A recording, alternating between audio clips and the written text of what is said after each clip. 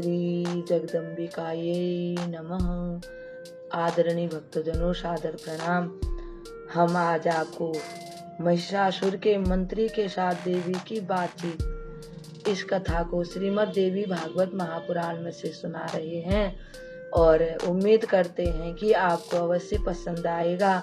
नवरात्रों में देवी की कथा सुनने से मनुष्यों की सभी मनोकामनाएं पूर्ण हो जाती हैं।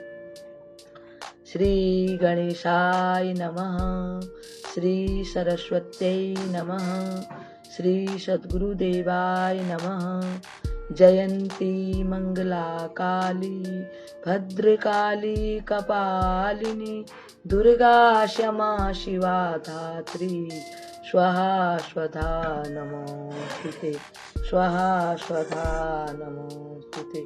भक्तजनों, व्यास जी ने बताया, महाराज भगवती जगदम्बा श्रेष्ठतम स्त्री के रूप में विराजमान थी। मंत्री की बात सुनकर वे मुस्कुराकर बोली, मंत्रीवर, समस्त दैत्यों को मारने हेतु मेरी जन्म यानी कि मेरा जन्म हुआ है। उस पापी महिषासुर से जाकर कहना, मूर्ख, इससे पहले कि मेरे बाण तेरे शरीर को छलनी कर दें, तू पाताल चला जा, इसी में तेरी भलाई है। उससे कहना, यदि उसके मन में युद्ध करने की इच्छा हो रही हो तो अभी अपने संपूर्ण महाबली वीरों के साथ यहाँ चला आए। मंत्री राजा महिषासुर के पास लौट गया भवानी की बात सुनकर और राजा से बोला, हे राजन, सिंह पर बैठी हुई वह देवी वास्तव में बहुत ही सुंदरी है, परंतु वह सुंदरी असीम बल के अभिमान में चूर है।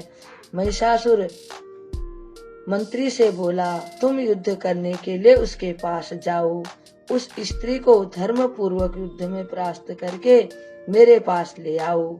मंत्री ताम्र महिषासुर को प्रणाम करके सेना साथ लेकर युद्ध करने के लिए चल दिया।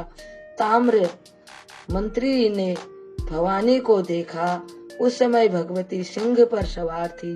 ताम्र भगवती जगदम्बिका से बोला, देवी, महिषासुर तुम्हारे रूप और गुणों पर अपने को न्योछावर कर चुके हैं, यानी कि वे तुमसे बिगर देखे ही स्नेह प्रेम करने लगे हैं।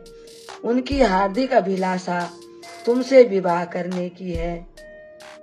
ऐसा सुनकर माता मुस्कुराने लगी। भक्तजनों, यह तो ऐसे ही हुआ जैसे कोई बालक अपनी ही माँ से कहे, छोटा सा शिशु की मुझे अपनी माँ सबसे अच्छी लगती है। एक बार बहुत सी सखियों की सभा बैठी हुई थी। उस सभा में एक बालक से एक सखी ने पूछ लिया, बता तुझे कौन पसंद आ रहा है, तू किससे विवाह करेगा। उस बालक ने सबकी ओर देखा और फिर अपनी मम्मी की तरफ इशारा करके बोल दिया, अब छोटा शिशु भला क्या जाने विवाह। अब इस कथा को हमें ही विराम देते हैं। ओम श्री परमात्मने नमः। ऐसे ही महिषासुर भी बुद्धि से तो छोटा ही है जो इस प्रकार की बातें कर रहा है। भक्तजनों, इस कथा को हमें ही विराम देते हैं और आपको प्रणाम करते हैं। कल एक और कथा के साथ आपके सामने उपस्थित होंगे।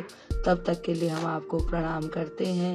ओम श्री जगदम्बिकायै नमः।